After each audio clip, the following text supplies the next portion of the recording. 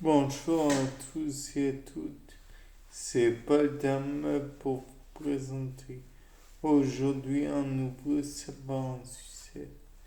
Et donc, comme je vous l'ai dit, je vais éventuellement vous proposer une expérience pour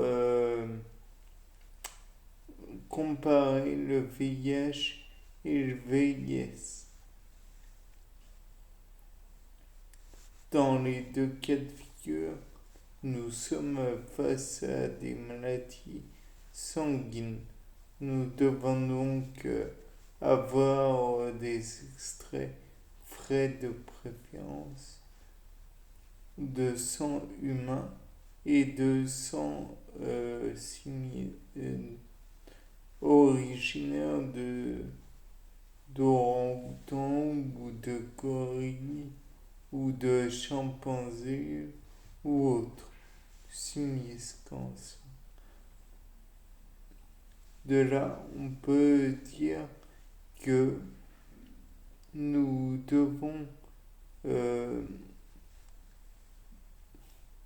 chercher les globules blancs de l'homme et les cellules responsables de l'immunité chez les individus simiesques, les IS, dirons-nous. D'autre part, de là, on pourra tout d'abord observer chez l'homme qu'il existe que certaines cellules, les LT4 et éventuellement les LT8, qui produisent donc les effets de la maladie. Je crois qu'il est possible aussi d'en observer chez d'autres cellules, mais peu importe. Toujours est-il qu'on pourra toujours prélever, ou du moins relever plutôt, ces cellules. D'autre part, on pourra regarder chez les IS si éventuellement on a la même, comment dire, la même proportion, la même quantité, et éventuellement on pourrait regarder si les molécules qui sont gênantes, entre guillemets gênantes, c'est bien peu de le dire, les molécules responsables plutôt des, de la maladie des IS, on pourra les regarder et les comparer, peut-être que morphologiquement elles ressemblent à celles de l'homme. De plus, on pourrait éventuellement voir si euh, elles sont, comment dire, elles peuvent être traitées par les molécules que l'on emploie chez l'homme.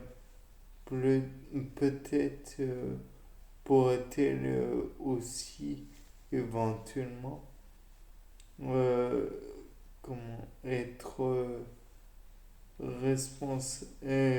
reproduite dans la moelle rouge des os.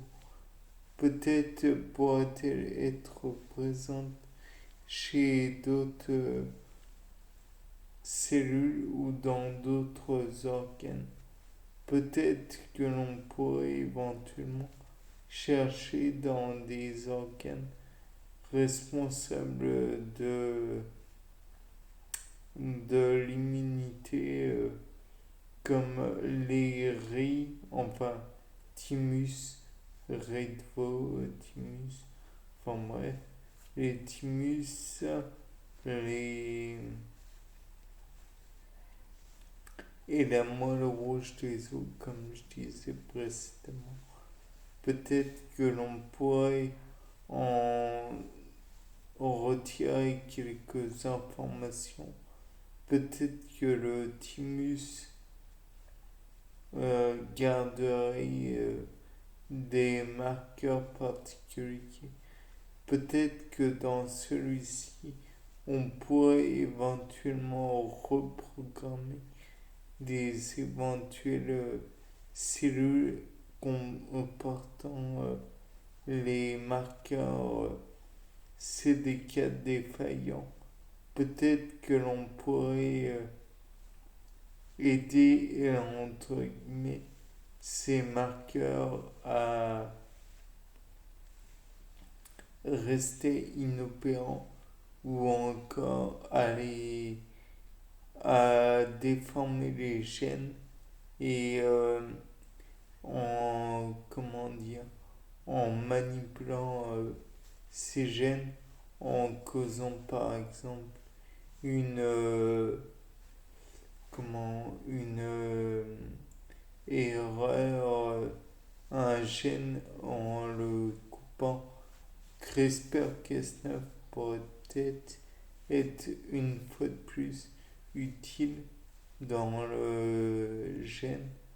Peut-être que CRISPR-Cas9 arriverait à couper puis un autre gène ou une autre cellule, un anticorps peut-être pourrait prélever le nucléotide en question et peut-être pourrait-on retirer par la suite le nucléotide en question, produisant au passage une erreur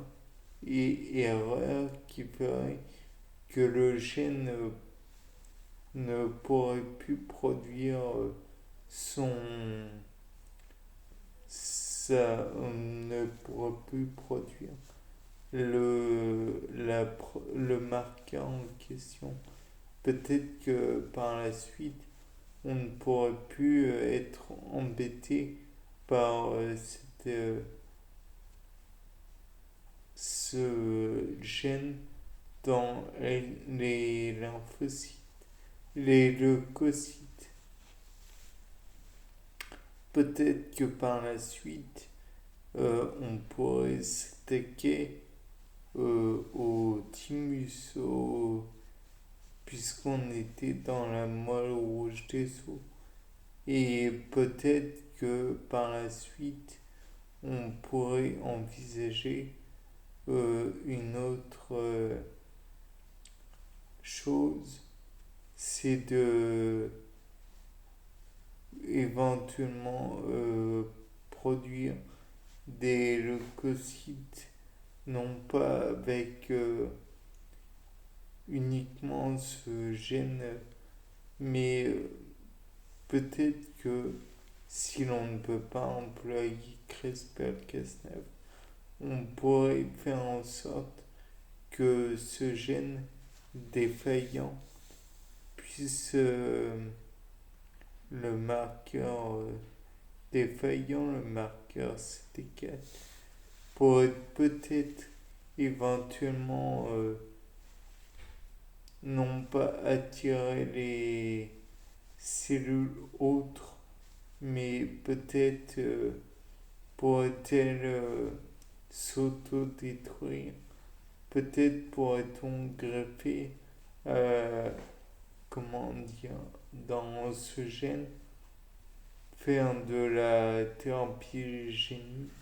C'est probablement pas le terme adéquat, mais en produisant le gène, on l'invalide d'une autre façon. Par exemple, en ayant ce gène, peut-être que les cellules pourraient en même temps avoir un gène, inclure un gène qui les empêcherait de,